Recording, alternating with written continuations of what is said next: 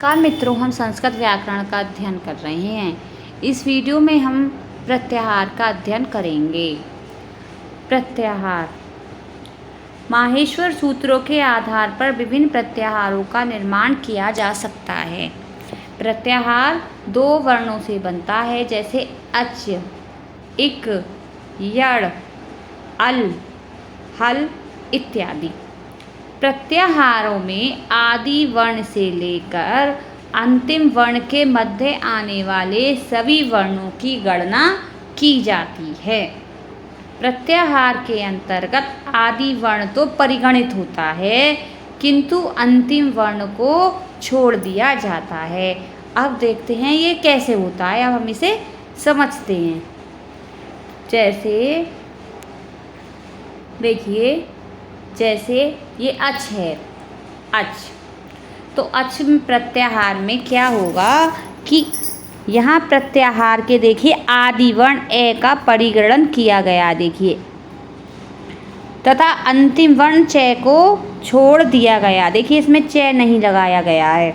और ए आयुड़ से लेकर ए औच तक के जो हमने माहेश्वर सूत्र थे हैं, उनके सारे अंतिम वर्णों को छोड़ दिया है। आदि वर्ण तो हमने इसमें गिनती में लिया है, लेकिन अंतिम वर्ण च को छोड़ दिया है। तो इसका अच का प्रत्याहार में क्या आएगा? आ ई उ री ली ए ओ आई औ। अब हम दूसरा समझते हैं कि हल। हल जो है, देखिए ये जो अच प्रत्याहार है, ये माहेश्वर सूत्रों के जो प्रथम 4 सूत्र हैं उनसे बना है। अच को स्वर भी कहते हैं, तो अच के अंतर्गत सभी स्वर आ जाते हैं। हल, ये हल जो है वो 5वें सूत्र है, यानी माहेश्वर सूत्र के 5वें सूत्र से लेकर 14वें सूत्र तक के जो प्रत्याहार बनते हैं वो हल प्रत्याहार में आते हैं, और इनमें सभी व्यंजन वर्ण आते हैं। तो देखिए हल, तो 5वें सूत्र के प्रथम वर्ण है से लेकर 14वें सूत्र के अंतिम वर्ण लय के मध्य आने वाले सभी वर्ण हल प्रत्याहार में आते हैं। हल में आप देख लीजिए कि है, ये, वे, रे, ले, यमंगड़, ने, झे, भे, घे, ड़े, धे, जे, बे, गे, ड़े, दे, खे, फे, छे, ठे, ते, चे, टे, ते, के, पे, शे, तीनों शेष में। अब हम देखते हैं कि जो इक प्रत्याहार है वो कैसे बनता है। तो इक जो है प्रथम सूत्र के द्वितीय वर्ण ई से लेकर द्वितीय सूत्र के अंतिम वर्ण कै के मध्य आने वाले सभी वर्ण। इक प्रत्याहार में कौन से वर्ण आते हैं? प्रथम सूत्र के द्वितीय वर्ण ई से लेकर द्वितीय सूत्र के अंतिम वर्ण कै के मध्य आने वाले सभी वर्ण।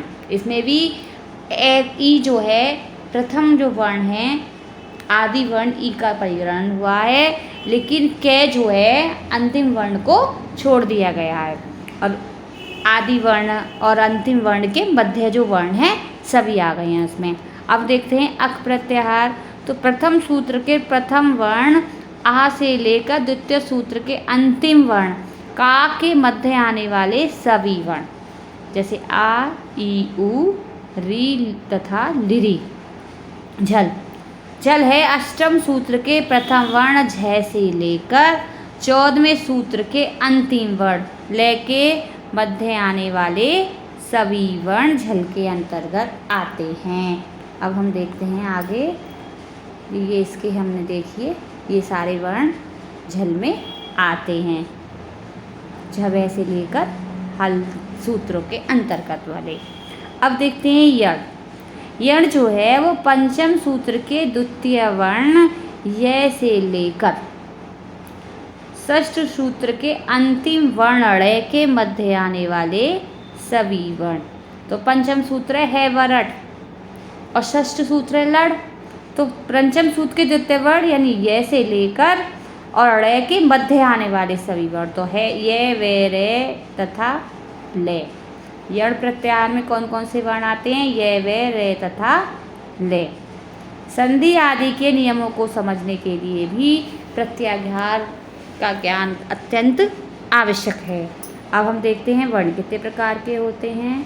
तो देखिए, वर्ण 2 प्रकार के होते हैं, स्वर तथा व्यंजन।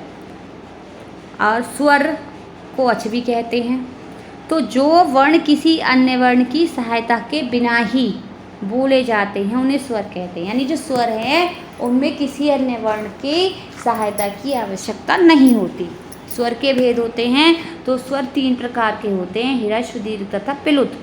ह्रस्व स्वर कौन से होते हैं कि जिस स्वर के उच्चारण में एक मात्रा का समय लगे उसको ह्रस्व स्वर कहते हैं। और ये संख्या में 5 होते हैं। और ह्रस्व स्वर जो होते हैं उन्हें ही मूल स्वर भी कहते हैं। अब ये कौन कौन से होते हैं संख्या में 5? आ, ई, ऊ, री तथा लृ। यानी जो सभी छोटे वर्ण हैं, स्वर के जो लघु वर्ण हैं ह्रस्व स्वर कहे जाते हैं। अब हम देखते हैं कि दीर्घ स्वर जो है वो कौन कौन से होते हैं। तो देखिए, दीर्घ स्वर जिस स्वर के उच्चारण में 2 मात्राओं का समय लगे उसे दीर्घ स्वर कहते हैं। इनकी संख्या 8 है। दीर्घ हैं ये, यानी बड़ी मात्रा जिनमें लगी होती है वो दीर्घ स्वर होते हैं। जैसे बड़ा आ, बड़ी ई, बड़ा ऊ, बड़ी री, ए, आई, ओ तथा औ। इनमें से लृ ध्वनि का दीर्घ रूप जो लृ होता है वे केवल वेदों में प्राप्त होता है। अंतिम 4 वर्णों को संयुक्त वर्ण स्वर भी कहते हैं। जो क्योंकि ये ए, आई, ओ तथा औ ये 2 स्वरों के मेल से बनते हैं, इसलिए इन्हें संयुक्त वर्ण भी कहते हैं। जैसे ए और ई मिलकर बनता है ए, और ए मिलकर बनता है आई, ए और ऊ मिलकर बनता है ओ, और ए और ओ मिलकर बनता है औ। अब हम देखते हैं कि प्लुत स्वर क्या होता है।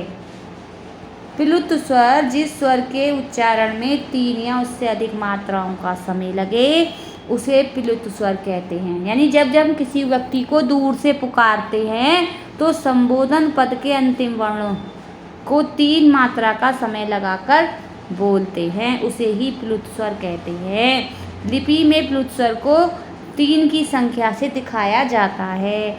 उदाहरण के लिए एहि कृष्णति, देखिए अत्र कौश्चरति। ओम जो है ओम के ओकार का उच्चारण जो है सर्वत्र प्लुत ही होता है। अब हम देखते हैं आगे। अब सभी ह्रस्व, दीर्घ एवं प्लुत स्वर वर्ण जो हैं अनुनासिक और निरनुनासिक भेद से द्विविध यानी 2 प्रकार के हैं। देखिए, स्वर 3 प्रकार के पड़े, ह्रस्व, दीर्घ और प्लुत। और ये तीनों ही स्वर 2-2 प्रकार के होते हैं, अनुनासिक और निरनुनासिक। अब अनुनासिक क्या होती है कि जिस स्वर के उच्चारण में मुख के साथ नासिका की भी सहायता ली जाती है उसे अनुनासिक स्वर कहते हैं। जैसे देखिए, ये चंद्रबिंदी लग रहा है तो अम, एम इत्यादि जितने भी हैं समस्त स्वर वर्ण अनुनासिक भी होते हैं। और निरनुनासिक क्या चीज़ है? जो स्वर केवल मुख से उच्चरित होता है वह निरनुनासिक है। अब हम देखते हैं व्यंजन। व्यंजन को हल्वी कहते हैं। जिन वर्णों का उच्चारण स्वर्ण वर्णों की सहायता के बिना नहीं किया जा सकता उन्हें व्यंजन या हल कहते हैं। स्वर रहित व्यंजन को लिखने के लिए वर्ण के नीचे हल चिन्ह लगाते हैं। इन्हें आधा वो भी माना जाता है। तो संपूर्ण व्यंजन हम देखिए सारिका में दर्शाए गए हैं। देखिए, कु को कवर्ग भी कहते हैं या कु भी बोलते हैं, कवर्ग भी बोलते हैं। और इसमें 5 वर्ण आते हैं, का, खा, गा, घा, अंगा। चू यानी चवर्ग, चा, छा, जा, झा, या। टू यानी टवर्ग, टा, ठा, डा, णा, ढा। तू यानी तवर्ग, ता, था, दा, धा, ना। पू यानी पवर्ग, पा, फा, बा, भा, मा। अब हम आगे देखते हैं कि देखिए कि व्याकरण संप्रदाय में इन 5 वर्गों को कु, चू, टू, तू, पू के नाम से जाना जाता है। अंतस्थ वर्ण कौन से होते हैं? ये, रे, ले, वे अंतस्थ वर्ण कहे जाते हैं। और ये तालव्य से और मूर्धन्य से और ये दंतव्य से, ये अलग अलग इनके उच्चारण स्थान होते हैं। जो सलजम वाला से है, षटकोण वाला और यह सपेरा वाला, ये तीनों अलग अलग उच्चारण स्थान से बोले जाते हैं और है ये ऊष्म व्यंजन के अंतर्गत आते हैं। अब देखते हैं कि स्पर्श व्यंजन क्या है। तो स्पर्श व्यंजन में का से म तक अभी हमने पढ़े थे कवर्गों में, तो जो का से म तक 25 वर्णों को स्पर्श कहते हैं। इनके उच्चारण के समय जीवा मुख के विभिन्न स्थानों का स्पर्श करती है। प्रत्येक वर्ग के अंतिम वर्ण अंगा, य, ण, न और मे को अनुनासिक भी कहा जाता है, क्योंकि इनका उच्चारण मुख के साथ नासिका से भी होता है। अब हम देखते हैं अंतस्थ। अभी हमने पढ़ा था अंतस्थ कौन सा है, ये, रे, ले और वे वर्णों को अंतस्थ कहते हैं और इन्हें अर्धस्वर भी कहते हैं। अंतस्थ को, अंतस्थ जो व्यंजन होते हैं इन्हें अर्धस्वर भी कहते हैं। और ऊष्म, ऊष्म में तीनों श और है वर्णों को ऊष्म कहते हैं। अनुस्वार क्या होता है, तो अनुसार इसका उच्चारण नासिका मात्र से होता है। यह सर्वथा स्वर के बाद ही आता है। तो जैसे अहम, तो देखिए ये जो है ए है, तो ये है में स्वर मिला हुआ है ए, जब ये पूरा है, नहीं तो अगर ये व्यंजन होता तो अधूरा होता, हलंत लगा होता। तो इसमें स्वर है, यानी है में ए स्वर भी लगा हुआ है, तो ये स्वर के बाद आता है। अनुस्वार का मतलब यह है कि मैं को बिंदी के रूप में लगा देना, लेकिन ये स्वर के बाद ही आता है। जैसे अहम को हम ऊपर बिंदी लगा, मैं के स्थान पर ऊपर बिंदी लगाकर भी लिख देते हैं। सामान्यतः मैं व्यंजन वर्ण से पहले अनुस्वार यानी ये बिंदी में परिवर्तित होता है। अब हम देखते हैं कि विसर्ग क्या चीज़ है। तो विसर्ग इसका उच्चारण किंचित है के सदृश किया जाता है, यानी इसका भी प्रयोग स्वर के बाद ही होता है। विसर्ग होती हैं जो दो बिंदियां होती हैं वो विसर्ग होती हैं। जैसे ये देख रहे हैं कि राम है, देव है, गुरु। अब देखते हैं संयुक्त व्यंजन क्या होते हैं। तो दो व्यंजनों के संयोग से बने वर्ण को व्यंजन कहते हैं। उदाहरण कै और शे मिलकर बना छह छत्रीय, तय और रे मिलकर बना त्रे, जय और ये मिलकर बना जिये। अगली वीडियो में हम उच्चारण स्थानों का अध्ययन करेंगे। धन्यवाद।